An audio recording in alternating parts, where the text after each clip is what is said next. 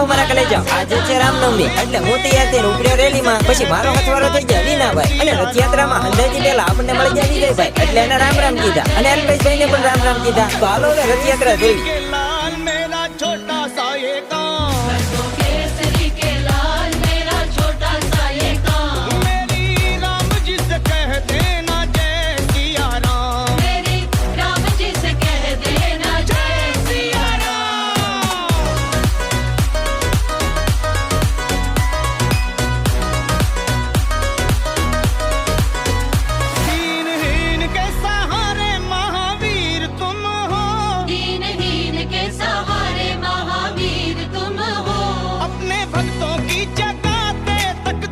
પછી રથયાત્રા જોઈને હું ઘરે આવ્યો તો બેન બા સમોસામાં મસાલો ભરતા હતા અને મમ્મી ચટણી બનાવતા હતા. પછી મેં લઈ લીધા થાળીમાં સમોસા અને ચટણી અને હારે ખાધા શાક રોટલા. તો તમને વ્લોગ ગમ્યો હોય ને તો લાઈક અને સબસ્ક્રાઇબ કરવાનું ન ભૂલતા.